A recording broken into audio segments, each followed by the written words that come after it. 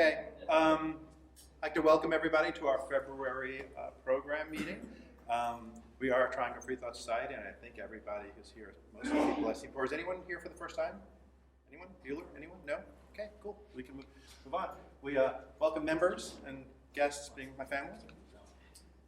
So you all know who we are. We're the atheists, agnostics, free thinkers, skeptics, non-believers, secularists, and any other word that means we don't believe in invisible sky daddies.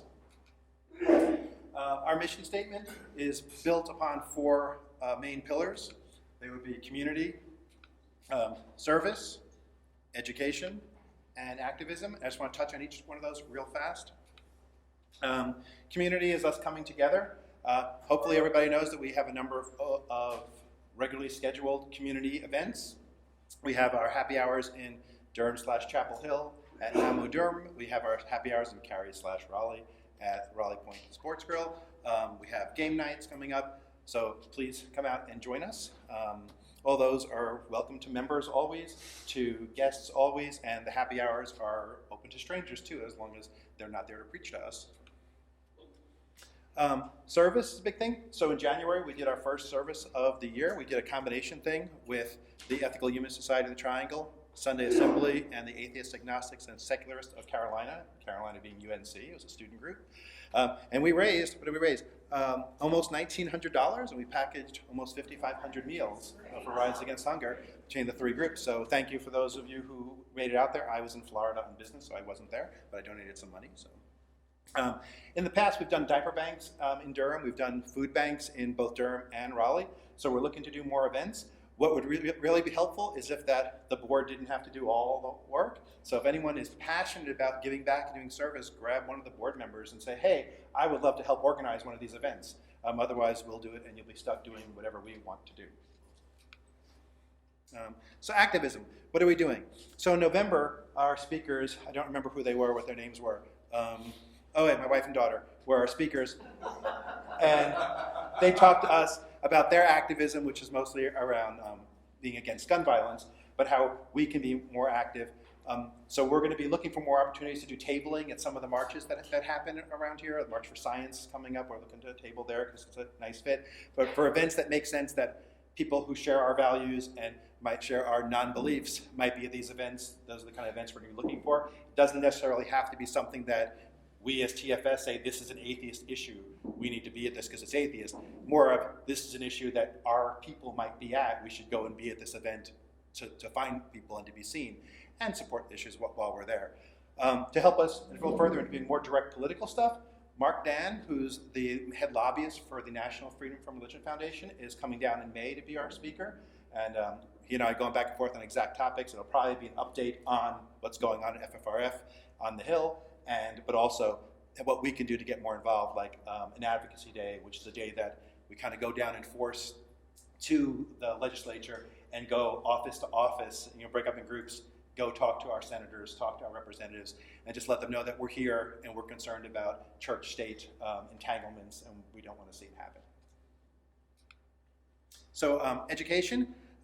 It's pretty exciting this year. We've got a lot of stuff planned already for the year. There are a couple of missing months you'll see that we haven't filled in yet, like March is one of them. Some of the summer months we haven't filled in yet, but which we don't always try to fill those in because our turnout tends to be really low in summer months when people are traveling. So we might do a picnic or something like we've done in the last couple of years. Unless we have a speaker turn up or if someone says, I found a great speaker for you and they want to be here in July and August, then we'll schedule them. But we have a lot of things coming, so you'll see it coming in the newsletter. You'll see it on the Facebooks, Twitter, Instagram, and all those fun places. And of course, last month we had Dr. Chris Cameron here talking about the African-American experience of secularism in the U.S. history. So our February speakers, the good stuff. These were hard people for me to track down. So our guests are my brother Jeremy and his wife Jocelyn, and they're here to talk about their book, In Sickness and in Health, which is the story of the day that Jocelyn thought she had the flu, went to the doctor, could barely breathe, was sent to the hospital, and I don't want to do spoilers, she survived, but she survived with someone else's heart at the end of 4 months, living in a hospital. Is it 4 months? 11 weeks, 9 weeks. Yeah, so waiting for a heart, just waiting, chilling out, being kept alive by machines, and watching MTV's Jersey Shore. Jersey Shore every day, all day. It was exciting. So they'll talk about that. They'll talk about what it's like to not have faith to fall back on when that's going on, and how that felt, both for Jocelyn having to face the chance of dying pretty much every day during that time, and lots of roadblocks that they'll talk about, and for Jeremy for potentially losing the love of his life, like while they were still newlyweds. And then they'll do a little Q&A, and they have some books here, so they can do book signings and sellings if desired. So that having been said, after a quick minute for a technical switchover, I will present you with Jeremy and Jocelyn. Okay. So, first thing I'd like to say and make really clear before Jocelyn starts reading, because we're going to be reading from the book, just some experiences that we thought were relevant. Just to prepare you, we don't give any credit to the doctors. We completely accredit her being alive to Jesus Christ. Wait a second. That was next week's reading. I'm sorry. Wait a second. I'm sorry, let me say that again. We completely thank our doctors, and we completely credit our doctors for Jocelyn being alive. And we don't believe that there was any divine intervention whatsoever. No. But in all seriousness aside, we're going to start with Jocelyn, and we're going to alternate because that's how our book is written and presented. We go through each chapter, and we give each of our perspectives of the same experience. Hi.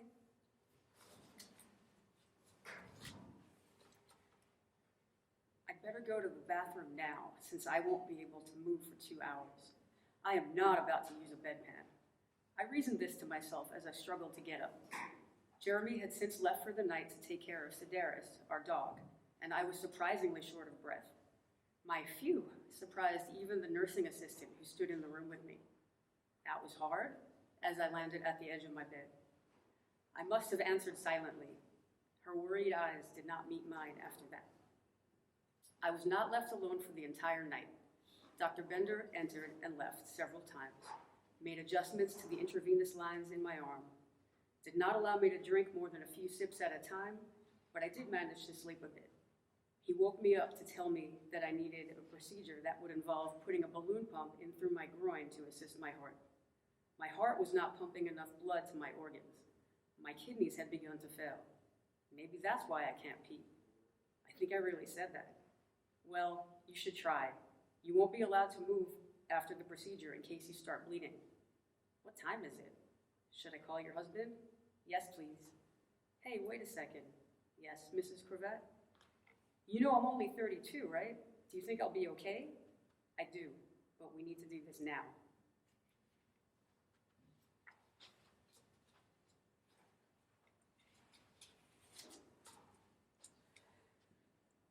My stomach turned, and it felt like someone had stuck their hand down through my throat and was squeezing with all their might as the ringing phone awakened me. When I had left the hospital, my wife was uncomfortable but stable, if you can call a failing heart and constant vomiting for over 24 hours at the age of 32, uncomfortable but stable. According to Dr. Bender, the x-ray was not showing anything that bad, and the expert cardiologist we had just visited assumed her current symptoms were a reaction to her new heart medication. This news allowed me to return home to get some rest, wake up and pay the rent, and get the dog into daycare until our friends picked her up and took her to New Jersey for safekeeping while we worked out this unexpected sudden drama in our lives. I just needed one night and a few hours of the morning to arrange my life so I could focus on my wife, whom I had just married 6 months earlier. As the ringing phone pierced my stomach with a pain I had never felt before, I knew a few more hours was probably asking too much. My life was about to take its second dramatic turn in a matter of 10 days. What made matters worse was the red alarm clock that read 4:02 a.m. I wish this was a bad dream from which I would awake, but I knew this was not going to happen. As much as I knew there was no Santa Claus, no tooth fairy, and no chance of everlasting peace in the Middle East, this was no dream.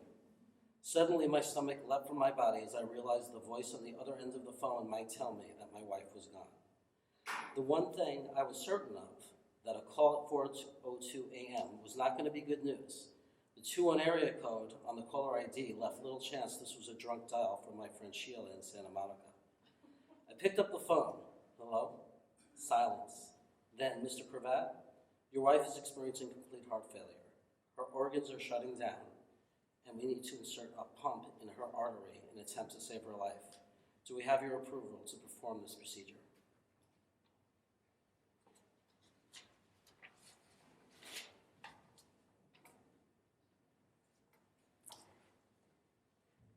Seriously? Seriously.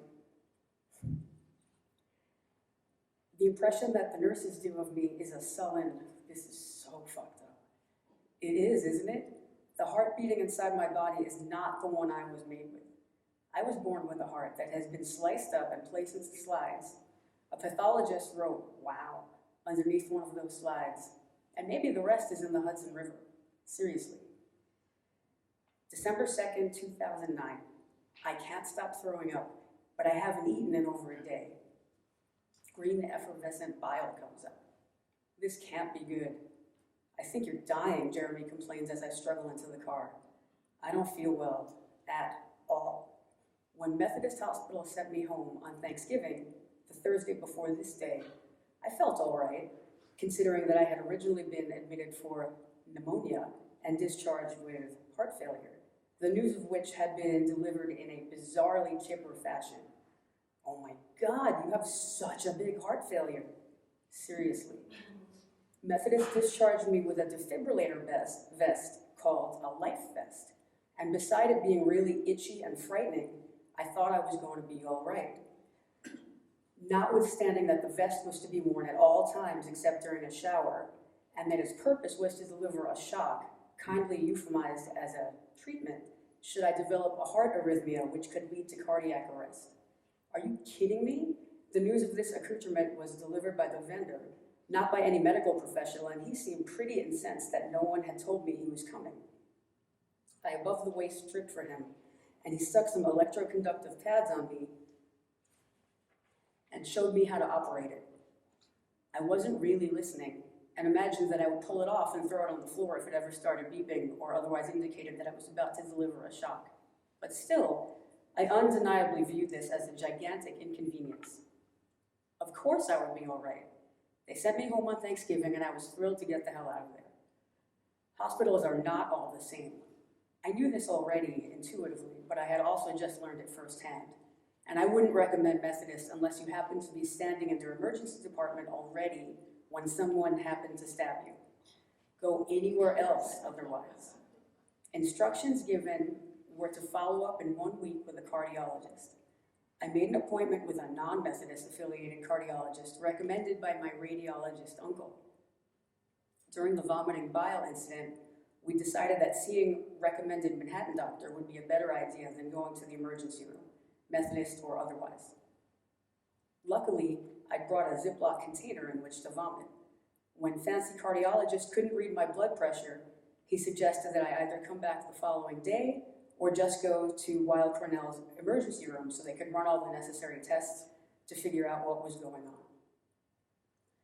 Up until this doctor visit, I'd actually complained to my best friend Charlene that the life vest was itchy. It's itchy, I think I'll take it off. My ass is itchy, Jocelyn, but I still leave it there. That line, and I'd almost rather be at work, were the two lines of comic relief often returned to through the course of this ordeal. Given my ridiculous medical history, ripe with multiple autoimmune disorders, Jeremy and I instantly decided that going to the emergency room would be the smartest thing for us to do. Later, we realized that had we gone home, I may not have survived the night. I couldn't walk the block and a half to the emergency room entrance, so an ambulance was called. We would later receive an $800 bill for said ride. Yeah, right, seriously.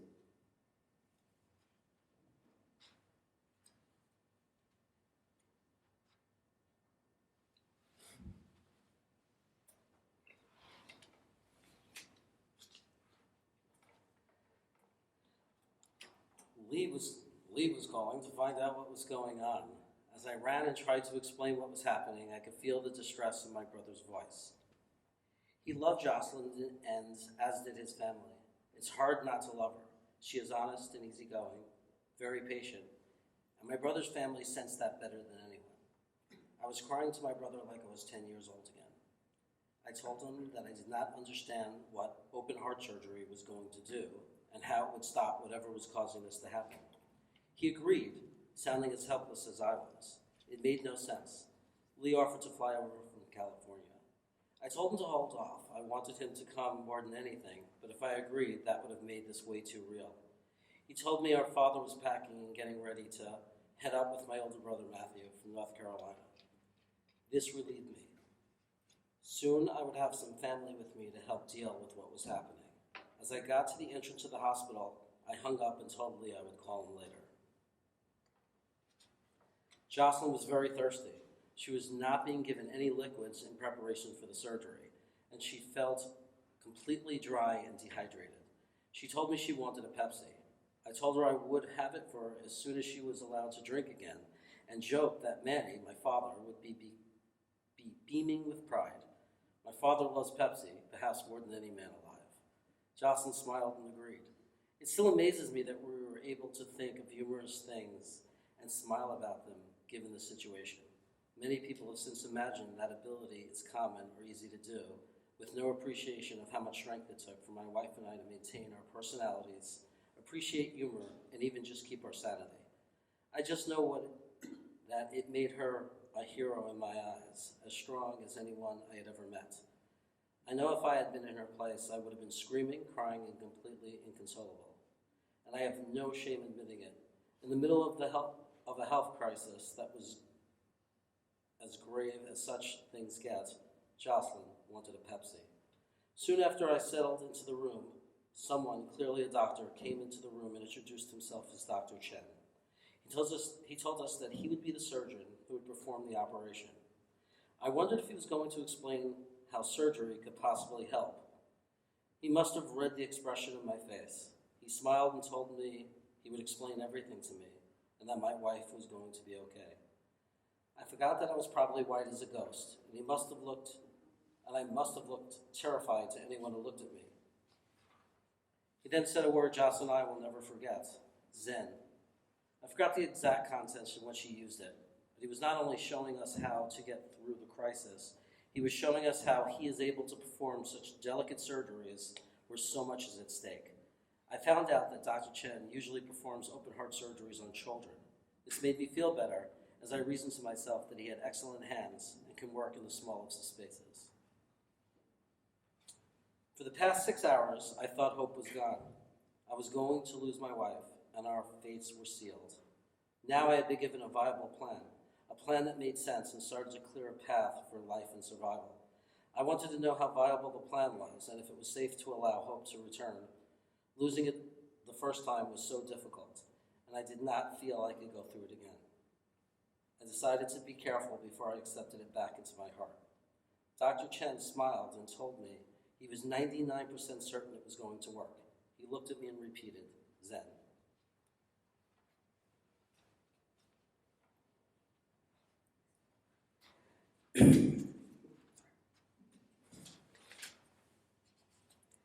Before 7 a.m., I met Dr. Chen.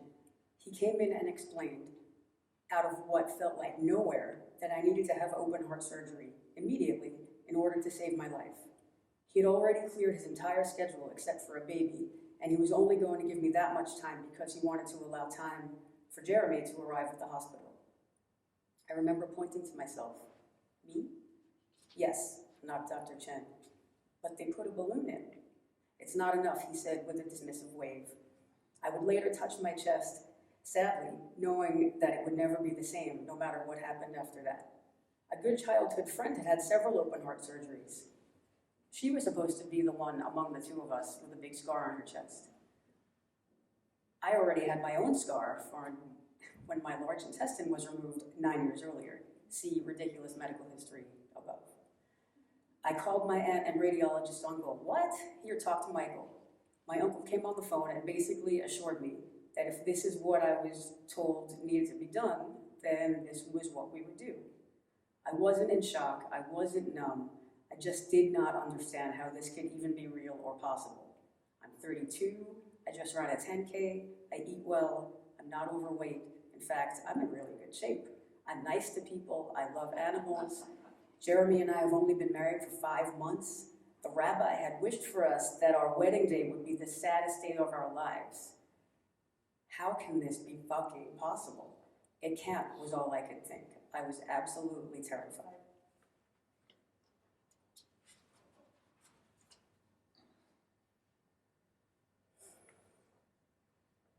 The visits from visitors sustained me and kept me from willing myself dead. Jeremy obviously was king visitor, but the lengths to which others went were just incredible. My father and brother-in-law Matthew drove up and were in the room when Dr. Horn came in and confirmed that I did have giant cell myocarditis. I understand that their faces aged and altered, but I don't remember witnessing that process as I had a swan catheter in my neck at the time and I was unable to turn my head to the left. This became a dark joke between Matthew and me. What? I can't see you. Perhaps birthing the impression the nurses would do, Matthew was my biggest supporter of this is fucked up. We would make eye contact and he would nod vigorously anew each time I reminded the room.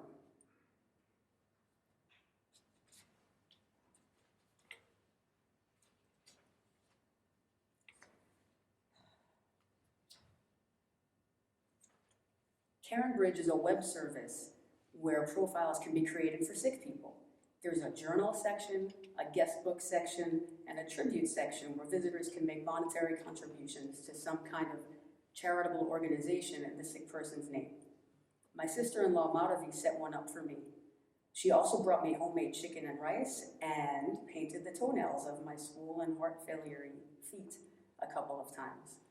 She has a reasonably acceptable poker face while on her hands and knees in an ICU. All of my visitors had poker faces.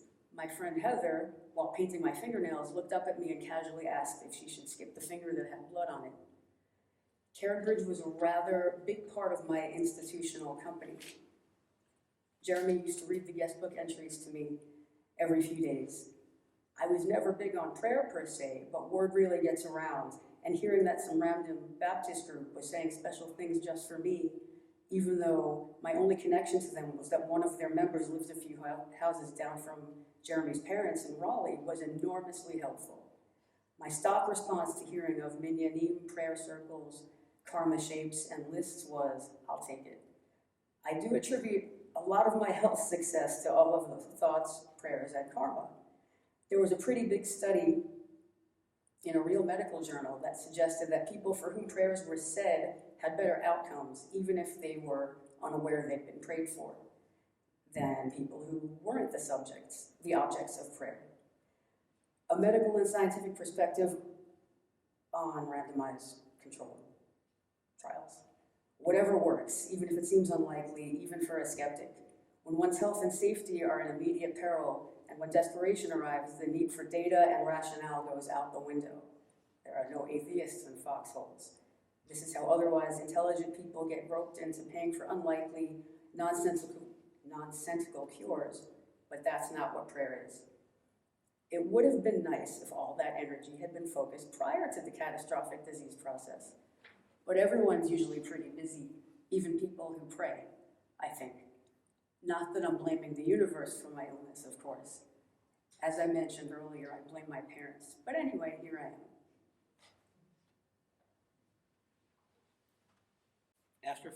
After filling out some paperwork and answering about 1 million questions I'd already answered about 100 times in the past month, I was told I would have to leave the area. I would get to return before the operation. The nursing staff back at Cornell told me the operation was scheduled for 2 a.m. The Shama showed me where the waiting area was as she said hello to people she used to work with at Columbia. She was clearly at home there and knew her way around. The familiarity there eased my anxiety. I was feeling pretty good considering the night that lay ahead. Texts were coming in from my family. They all wanted updates letting me know they were with me in spirit. I thought of my friend Zachary Hayes as I read the word spirit. I decided to give him a call. It was still a reasonable time to call California. He was my most religious close friend. He had flown out 6 months before to stand with me at my wedding. He was always a reliable friend, and I lived across the street from him during my time in San Jose.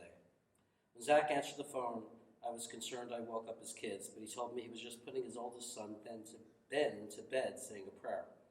I told him what was happening. He asked me if he could say a prayer with his family with me on the phone. I am not a religious person, but I was in tears by the time he was finished. His words were powerful and from the heart. I realized once again that I was not alone.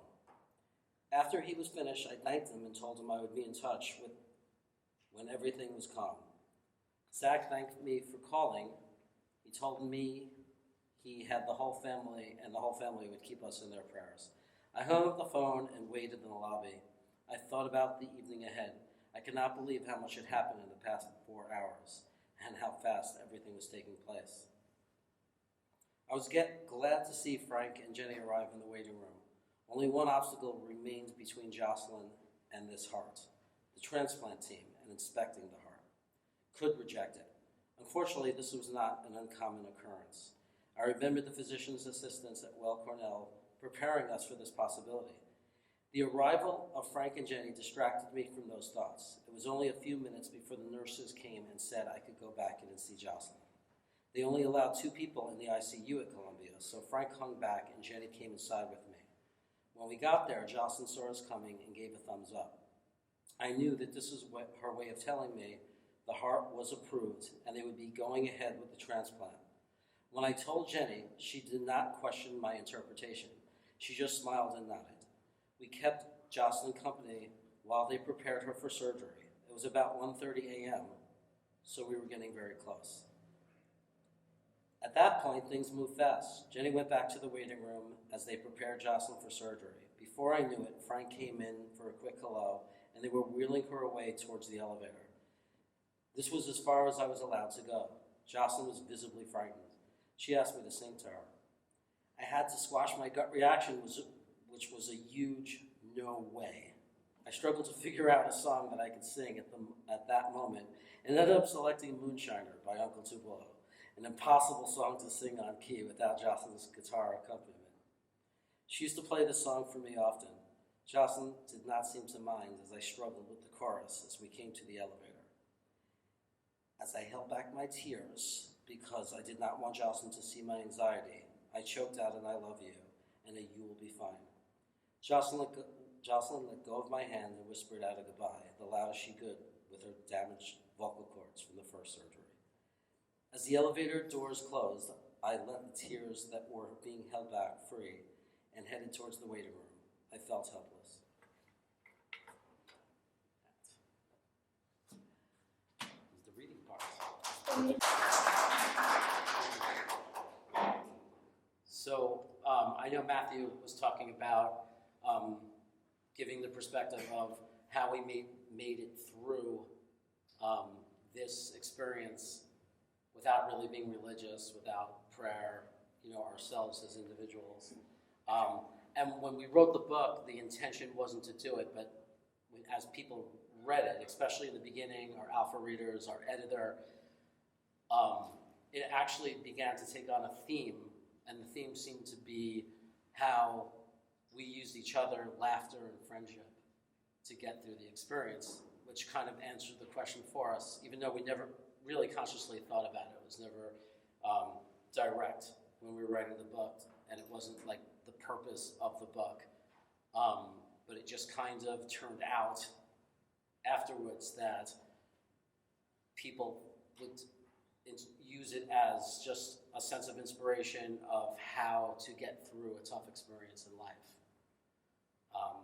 Also, I want to say, it seems that, except for one review from somebody who, and it says, who also read the books, and very religious books, everyone really liked it except this one person who I think was expecting it to be more about relying on God and that being what the story was really about.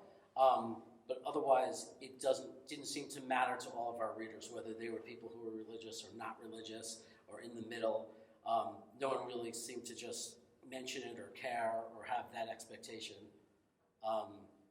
They just seemed to, respond to our story. And I never really thought about it, certainly not during this situation. There was no point where I was not thinking about God or thinking about God, and it sort of after the fact, like Jeremy was saying, there was a couple of themes that I hadn't thought about at the time. I have one super religious friend that I work with, and she said, well, clearly your story to me is your testimony and all the evidence I need. And then we know other people that just saw, like, wow, you guys ended up pretty lucky for an unlucky situation. But at the time, like when somebody said, hey, I need your Hebrew name so my mom can, pray for you at your synagogue, I didn't say, that's stupid. I found out my Hebrew name and told it to her. Because maybe, I don't know. I mean, I knew it wouldn't hurt, basically, was what I was thinking. I don't know, it was kind of an hour-by-hour thing. It wasn't really spiritually any deeper than that, which I think some people were looking for, wanted me to tell them about after the fact. I did ask her to, if there was some kind of afterlife, to come back and give me lotto numbers or stocks and investment, just in case. I was just covering myself. No, he just asked me for the passwords to the accounts. That is true. Because you need those now. I guess if there's any questions or anything, we'd be happy to answer them. Yeah. So, Jocelyn, Yeah. there was a point where you were quoting some prayer, intercessionary prayer studies, and I found one. well, the one I was aware of found no effect, but if the patients had heard they were being prayed for, they actually had a worse effect. So I either misheard it, or I think it was a pretty small N. It was one study, I think, in the Indian Journal of Medicine or something like that. So I'm sure that's a study too. You can kind of pick what you want in the moment, I guess. But yeah, no, I'd love to look at that. I was just looking for something, and it was a little something. Yeah, it wasn't going to be. This convinced me that it's true and it's divine intervention. It was just kind of looking for, well, if people are doing it, there's a study that shows I'm more likely to survive, so I'll take it kind of attitude. Without the study, I'll take it. I mean, it was nice. There was only good intention behind it. We hope you get better. I have just a great one. Oh, sorry. I was just wondering how much time had lapsed from when you were first diagnosed with heart failure to when you had your transplant. How did you get a heart? Let's see. Well, the week before Thanksgiving. So when we thought it was pneumonia, we went to the hospital in the week before Thanksgiving, and she was in the hospital for a week. And that was in Brooklyn. And that was when we discovered there was heart failure, it was not pneumonia. But they thought it was a virus that would go away, so there was nothing more they could do. Because they were trying a lot of things, they had no idea it was actually steroids that was suppressing the autoimmune disease. So she was appearing to get better, and they misinterpreted that as the virus was passing. So the follow-up to that was see how much damage was done to your heart, see an expert, cardiologist to make sure your heart's going to recover. So they sent us home. A week later, it was actually December 3rd, that we went to that cardiologist that was next to that hospital, and Jocelyn did not go home until February 5th. As far as So wait, there are certain dates that I'll never forget, right? So November 17th was the last, 2009, right? November 17th was the last day I went to work. November 18th was the first time I went to the doctor because I didn't feel well. They thought that it was pneumonia. And then, December 3rd, I think I was put on the transplant list on December 5th. I know. And then, it was all so fast and very much out of nowhere because I ran a 10K at the end of October, just a couple weeks before that. So it was quick. Not to give any spoilers, but there was there was a certain part, some things and bumps along the way that got her on top of the list for the entire tri-state area. So when you say, like, so she was literally number one. And it's in the book. Get the book, you'll find out what happened to make that happen. But she really was literally number one on the list. And at that point, they said the average is 15 to 20 days. But it could be 3 or 4 months, it could be this. We were very lucky with her blood type, too. She had a very common blood type. Yes, sir. Have you met a relative of the donor? I would love to. So how it works, it's kind of like a double-blind anonymous thing. So we each have the option of contacting each other through a letter that's exchanged with a social worker at the hospital. So right away, probably too soon, maybe 6 months after, I wrote a letter, gave it to the social worker, and I never heard back. I just had the 10-year anniversary of the transplant, so I wrote another letter. So we'll see. But it would obviously, it would be pretty special to meet somebody from the family. Do you think details though about like who? 5'3", 180, had a cat. 5'3", 180 and a cat? And yeah, And was it a car accident or? I don't know anything. Oh, I mean, I know for an organ to be able to be transplanted, it has to kind of be in good shape. like a perfect brain death. That's what they told me. It's actually a really interesting story of why they wouldn't tell us more details about the donor. Oh, Um, it is an yeah, it's a interesting really story, interesting story. especially for these guys. It was actually, I guess it was a year earlier, there was a heart transplant at that hospital given to a very religious Orthodox Jewish man. And they gave him details and told him it was a female heart that was given to him. And he threatened to sue. And Right? Imagine. I would pay anything to go to him and say, "You want to give it back?" But yeah, he actually threatened to sue them, and then created this precedent where the details they'll give now a heart recipient is very limited because of this person who did that.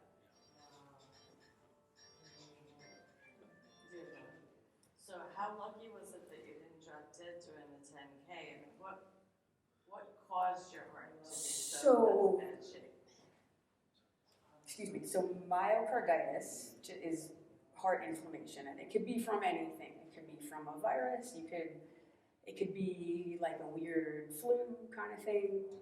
But giant cell myocarditis is an autoimmune disorder, and like most, or I guess any autoimmune disease, they don't really know what causes them.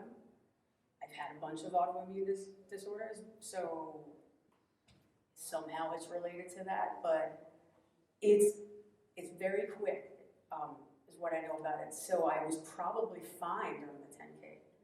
And I felt fine. I really felt fine up until the second week in November. Like I was fine, and then I wasn't fine. And thinking back, I was like, oh, I probably wasn't fine maybe for a week longer than that, because, living in New York, there's a lot of subway taking. And after the fact, I realized that I was letting people go ahead of me on the stairs, which I never do. So there was something brewing, but... The doctors did say when she was having heart failure that first week in Brooklyn, based on the measurement of her heart and everything, and her ejection fracture rate, which is the effectiveness or the efficiency of your heart, hers was so low that they did say, "We're shocked that you're conscious talking to us," and they attribute that to the fact that she was a runner, and saying that she was in such good shape that even her heart had such small efficiency. It was so inefficient, but she was still conscious and talking and speaking. Yes, in the back. We didn't tell you there's a math quiz, but I have two questions, and they're both number related. The first is giant cell myocarditis. What number case were you on record? Oh, 61, I think. 61.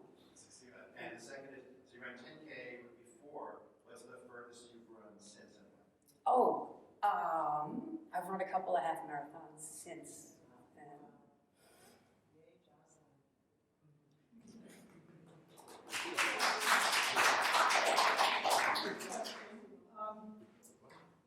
What kind of thoughts have you had about just a chance of ever being alive?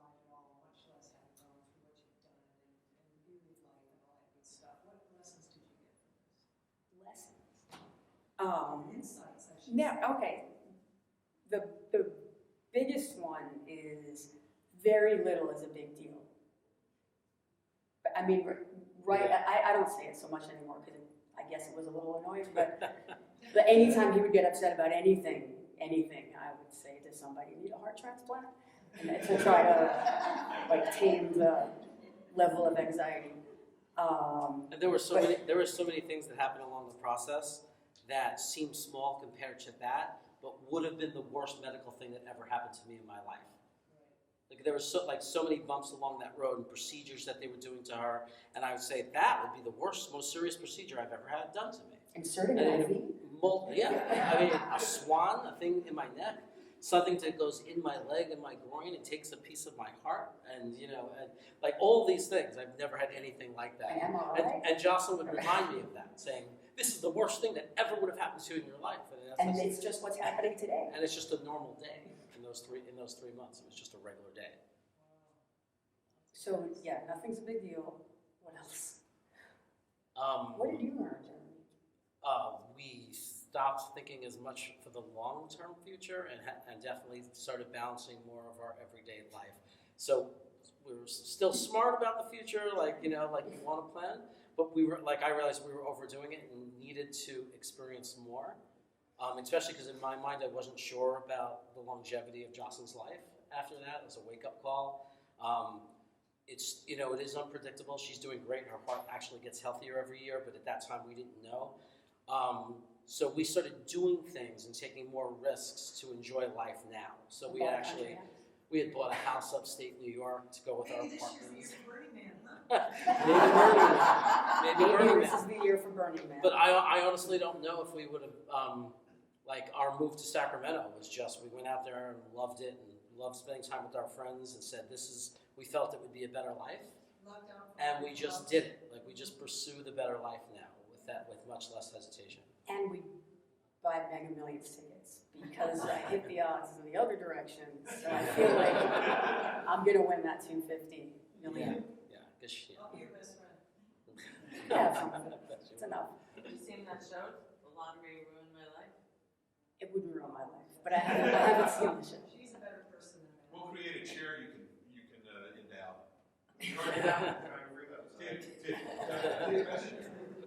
I want a room named after me. Well, I was going to say, we can arrange Yeah. for building. But she said, The great- Thanks for coming. I'm going to keep in touch with you guys after this. This was great. So Your email. we have copies of their book. It's $20 if you want to buy a book and get it signed, or if you have any personal questions you want to ask them about like their sex life or anything, feel free to do that also. There's something over there. And it's an open book. So thanks, guys, for coming to visit us.